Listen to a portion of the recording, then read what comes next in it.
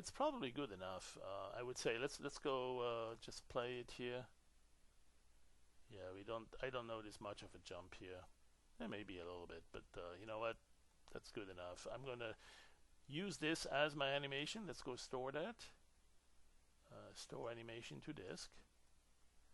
This one here, we probably don't need anymore. This is the one that really didn't have anything moving. Let's get rid of it. And we can always recreate it since we saved it, and we also had the original image saved.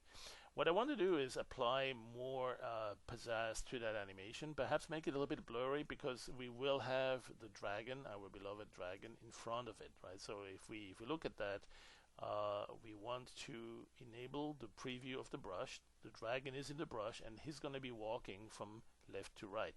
Now I can have him walk just in place, right? If I do that, I want to make sure it's going to be not just on this current one frame. Right, I don't want to do something like this. I want to have him in the same place, but against the entire animation sequence. Right, so now that's something I can do in a couple of ways, and one convenient way is to have him composited, to have him rendered in the brush keyframer. Right, so I can essentially, it's not so much a composition, it's like, okay, well, we have this brush, and it's a multi-brush, a multi-frame brush. It's an animator brush with multiple frames in it. There they are. And I want that to go across the entire image sequence.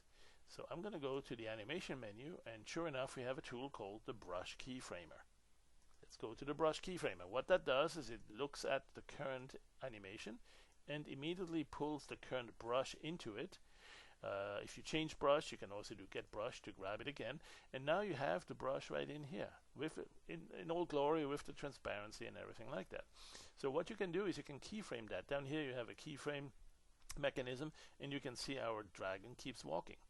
Well, the background will be changing too as we scroll through that. Now it doesn't right now, so we actually need to redo that, because we had stored the old one that wasn't moving. So we need to make sure this one here that is moving is the one we're working with.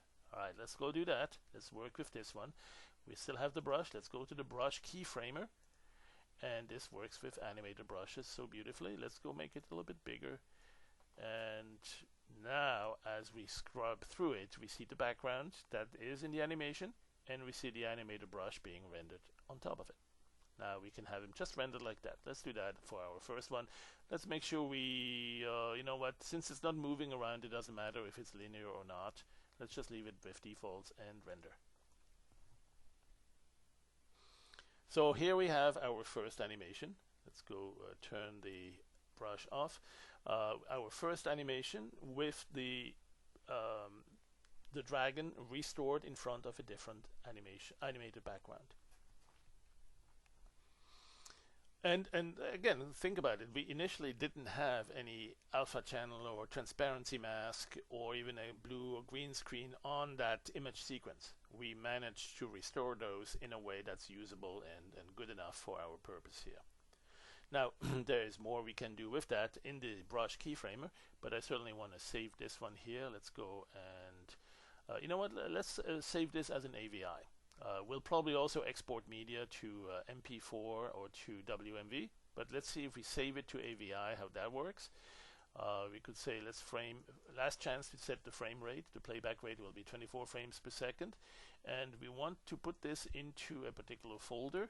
So let's go find where our recent or quick access or just documents here, output Moho, and it's under ASP02, and dragon walks on plasma background.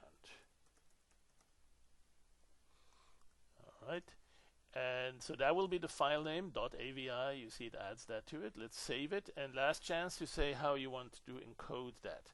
All right, so now that's important, because the encoding is going to be the codec, the compression really, is going to be the one where you lose color or you keep it, right? Is it lossy or is it lossless? I use a codec here called Lagarif. It's free, it's fast, it's multi-threaded, and it is lossless. So I'm going to use that. It has the ability to do a few other things, including alpha. I'm not actually using alpha in this animation, so it doesn't matter, but the configuration gives you a few other options. And some of them are meaningful to Howler, and most of them are not, but some other tools you might use would be possibly useful here. So there is a RGBA as well. We'll take an example later where we actually save it with the alpha channel as well on each frame. AVI has that capability, and sometimes you have another tool, a video editor, that wants to use that. If you want to speed it up, use multi-threading. And then some other options here. I'm not too sure about them, so always suggest RGB for output. We could make this the default and use it that way, and go. So now this is a very fast export, fast save. It's a hard drive, that's a SSD, it's fast there, but it's also a fast compressor. I like it for that as well. It is lossless, that's the most important thing. Make sure you click on the show so that you can check it with your viewer, whether it's a Windows Media Player or something different. As long as it can play AVI, you want to make sure it can play this codec in which you saved it. Right?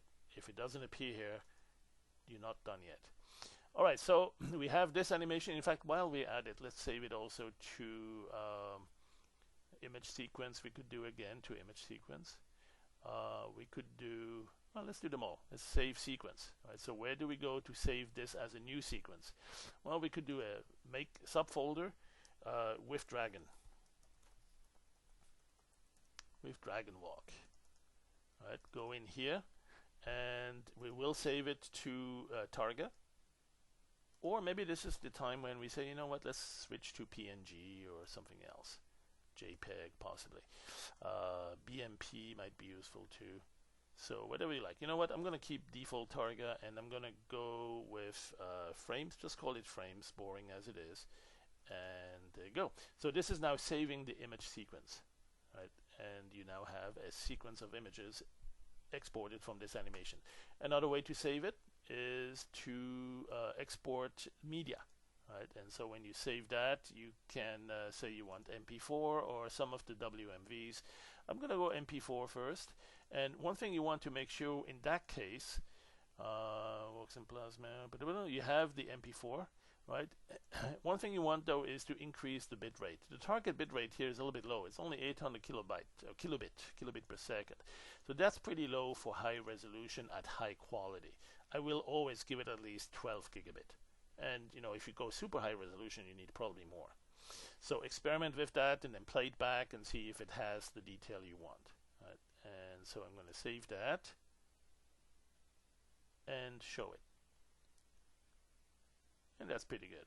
You want to stop it also, make sure it doesn't have too much fuzziness or other artifacts of poor compression. You have the bandwidth you need. Perfect. Let's go. Save it also as something else. We have an export for WMV. There it is, export media. And again, don't forget to set the bitrate a little bit higher, significantly higher actually, I would say. WMV3, probably the better, the newer ones, but in case you publish it for something that only handles version 1 or version 2 of WMV, those other options exist as well. I'm going to go with this and make sure the file type is WMV. And save that. And once again, you want to make sure you can click the show button to see it, and the show must go on, so to speak. All right, so what else? We have one more option. One option here to export to animated GIF animation.